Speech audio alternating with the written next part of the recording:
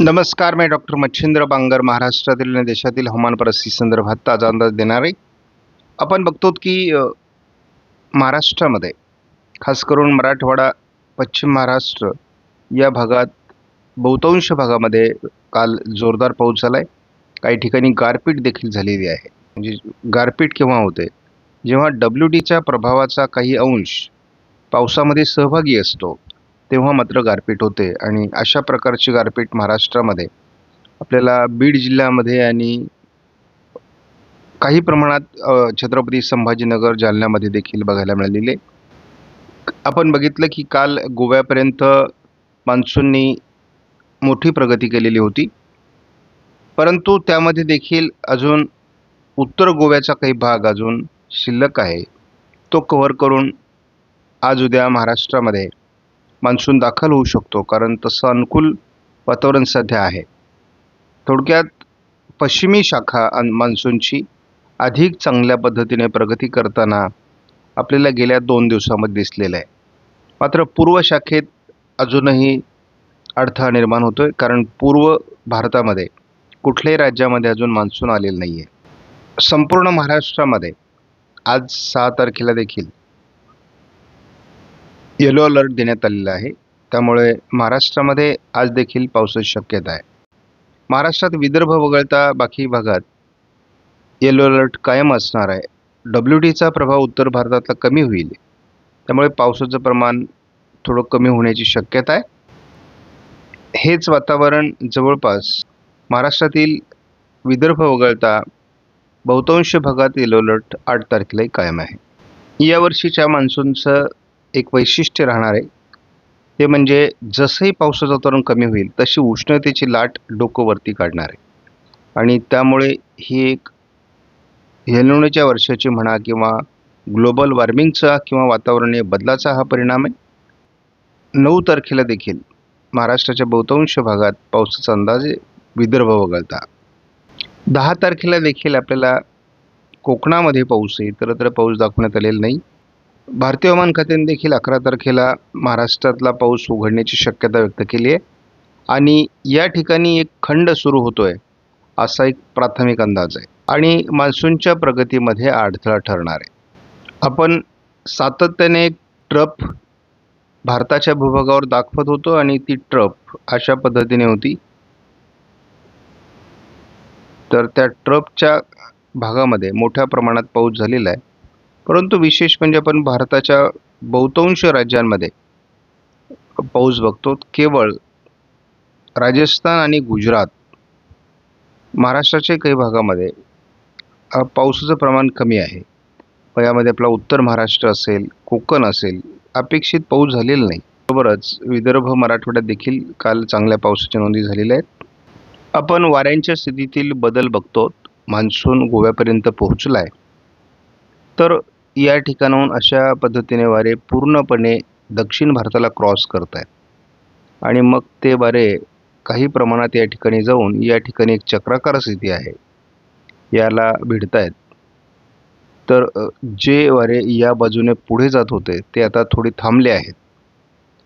आणि त्याचबरोबर आपण बघतो की या ठिकाणी एक चक्राकार स्थिती आहे, परंतु वारे या ठिकाणावरून वरती निघत आहेत. त्याचबरोबर काही वारे या ठिकाणाहून अशा पद्धतीने इथे येत आहेत. तर एकूणच वाऱ्यांची स्थिती आपण जर बघितली, तर आता मान्सूनच्या पुढच्या प्रगतीला अनुकूल वारे तयार झालेत.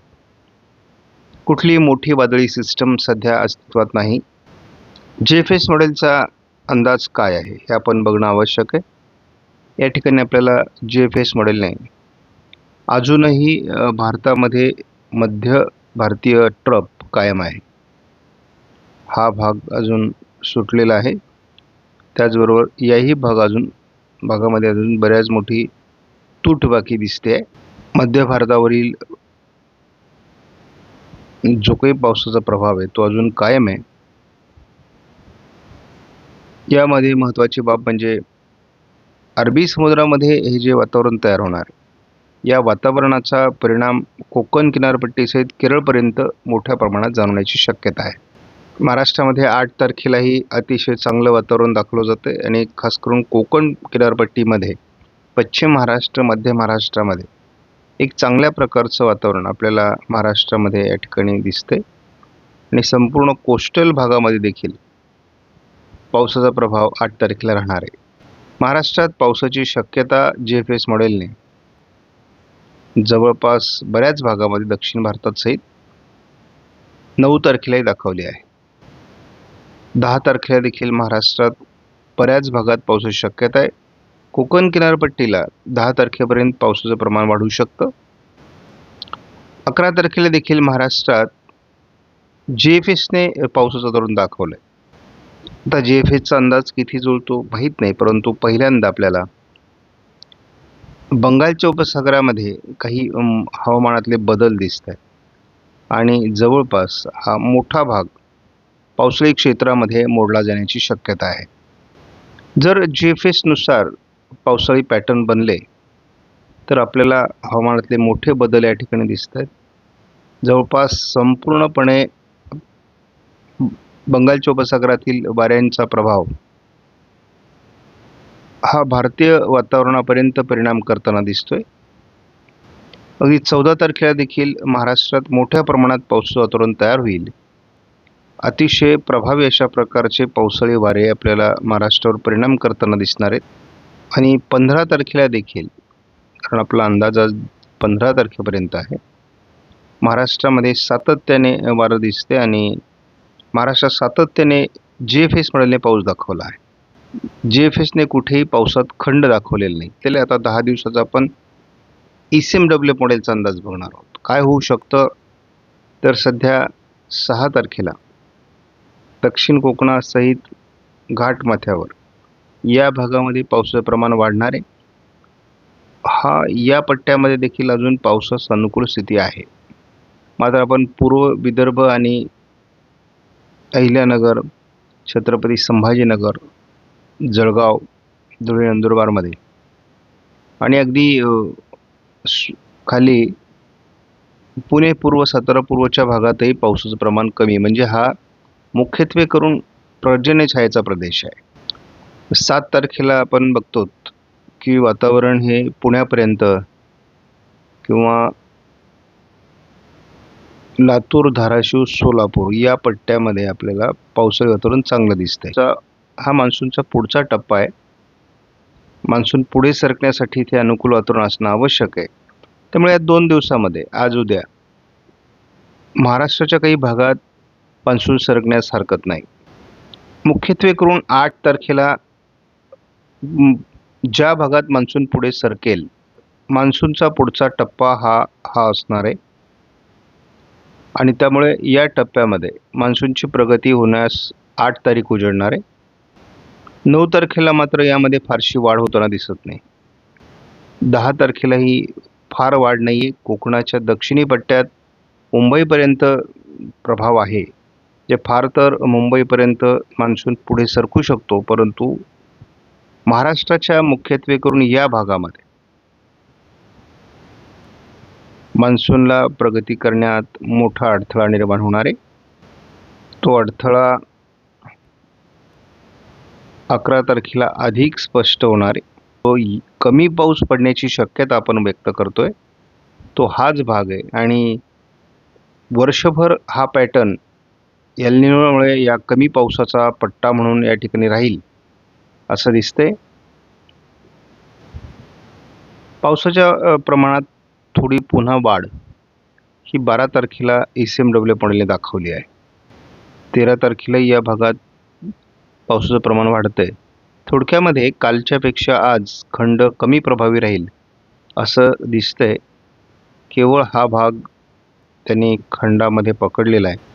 14 तारखेला पाऊस वाढण्याऐवजी पाऊस कमी होतोय आणि या ठिकाणी आपल्याला मॉडेलने पूर्व विदर्भामध्ये पावसाचं प्रमाण दाखवलं आहे आणि थोडं कोकणामध्ये पावसाचं प्रमाण दाखवलं आहे आणि मान्सून सेट झाल्यानंतर साधारणपणे जून महिन्यातल्या पावसाचा हा पॅटर्न आहे. आपण केवळ 15 तारखेपर्यंतच अंदाज आज बघणार आहोत. महाराष्ट्रातल्या पावसाच्या खंडामध्ये वाढ होत आहे, मात्र कोकण किनारपट्टीला पावसाचं प्रमाण सातत्याने राहणार आहे. म्हणजे 16 तारखेपासून 20 तारखेपर्यंत पुढे पावसाचं प्रमाण अधिक कमी होईल असा अंदाज. आपण जेव्हा 20 जूनपर्यंतचा पाऊस बघतो तेव्हा आपल्याला नाविलाजाने काही गोष्टी सांगाव्या लागतात. या भागामध्ये आपल्याला पूर्णतः उघडीप दिसते. हा मोठा महाराष्ट्राचा भाग आहे आणि या ठिकाणी 20 जूनपर्यंत कुठल्याही प्रकारे पावसाची शक्यता देखील नाही आहे. त्यामुळे आपल्याला विचारलं जातं की जळगावमध्ये काय परिस्थिती असेल, नंदुरबारमध्ये काय असेल, धुळ्यामध्ये काय असेल. तर आपण नेहमी सांगत आलेलो आहोत की हा पट्टा या एल निनोच्या वर्षामध्ये अतिशय प्रभावित होणारे कमी पावसाचं क्षेत्र या ठिकाणी राहणार आहे. हवामानात बदल होत असतो. कोकण किनारपट्टीला दरम्यानच्या काळात चांगला पाऊस होईल. पुणे जिल्ह्यामध्ये पाऊस होणार आहे. पुण्याचे जे जिल्हे म्हणजे शिरूरसारखा जिल्हा असेल, हा देखील या ठिकाणी दौंडसारखा जिल्हा या ठिकाणी प्रभावित होऊ शकतो. तर सोलापूर जिल्ह्यात या ठिकाणी अतिशय चांगला पाऊस म्हणजे आपल्याला एल निनोच्या वर्षामध्ये सातारा, सांगली, कोल्हापूर, सोलापूर, लातूर, धाराशिव, नांदेड, परभणी, अगदी यवतमाळ, वर्धा, नागपूर, भंडारा, गोंदिया, चंद्रपूर, गडचिरोली या कुठल्याही जिल्ह्यांमध्ये फार अडचणीचा प्रभाव असणार नाही. जून महिन्यामध्ये या ठिकाणी पेरण्या होऊ शकतात. आपण धावता अंदाज घेऊयात अतिशय जलद गतीने. घाटमाथ्यावर पश्चिम महाराष्ट्र, दक्षिण कोकणात आज पावसाची शक्यता आहे. पावसात पाहिजे तसा जोर नाही आहे. मान्सून महाराष्ट्रात पुढे सरकताना अडथळे निर्माण होतील, परंतु तळ कोकणात मान्सून लवकर येईल. पुणे जिल्ह्यापर्यंत आणि साधारण अहिल्यानगर दक्षिण, बीड दक्षिण, सोलापूर, लातूर, धाराशिवपर्यंत मान्सूनची पुढची प्रगती होण्यासाठी 6-7 तारखेला अनुकूल वातावरण आहे. परंतु हे वातावरण त्या पुढे सरकताना आपल्याला मर्यादा राहणार आहेत. 8 तारखेला सोलापूर जिल्ह्यामध्ये लातूर, धाराशिव, सांगली, कोल्हापूर, रायगड, रत्नागिरी, सिंधुदुर्ग, पुणे, सातारामध्ये चांगलं वातावरण राहणार आहे. आणि या दिवशी रात्री पूर्व विदर्भाच्या काही भागात चांगलं पावसाचं वातावरण असणार आहे. त्यामुळे यावर्षी आपल्याला सोलापूर, लातूर, धाराशिव दक्षिण पट्ट्यामध्ये, सातारा, सांगली, कोल्हापूरमध्ये, रत्नागिरी, सिंधुदुर्गमध्ये पावसाचा जूनमध्ये फार धोका नाही. 10 तारखेपासून पावसाचा खंड संभवतो. याचे मी यापूर्वी देखील अंदाज दिलेले आहे.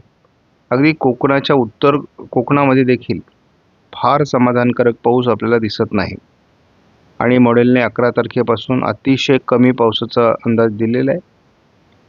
मध्ये मध्ये पाऊस होत राहतील. आपण बघतो नांदेडमध्ये पाऊस दाखवला जातोय. तर असे काही जिल्ह्यांमध्ये पाऊस होत राहतील. आपल्याला विदर्भामध्ये पाऊस दिसतोय 12 तारखेला रात्री. 13 तारखेला पुन्हा एकदा काही जिल्ह्यांमध्ये पाऊस होण्याची शक्यता आहे. आता बीड पूर्व भागामध्ये पाऊस दिसतोय. असे काही ठिकाणी स्थानिक वातावरणाचे पाऊस होणार आहेत, परंतु फार समाधानकारक वातावरण जून महिन्यात या ठिकाणी दाखवण्यात आलेलं नाही. 16 तारखेपासून 20 तारखेपर्यंत पावसात मोठा खंड निर्माण होणार आहे. शेतकऱ्यांना विनंती आहे की ज्यांच्याकडे सिंचनाची सोय आहे त्यांनीच पेरणी करा किंवा पेरणीचा निर्णय हा IMDच्या अंदाजानुसार किंवा आपल्या स्वतःच्या पद्धतीने घ्या, कारण प्रत्येक ठिकाणचं पावसाचं वातावरण वेगळं आहे. आपणास व्हिडिओमधील माहिती महत्त्वपूर्ण वाटल्यास लाईक करा, शेअर करा, चॅनलला सबस्क्राईब करा. धन्यवाद. जय हिंद, जय महाराष्ट्र, जय बळीराजा.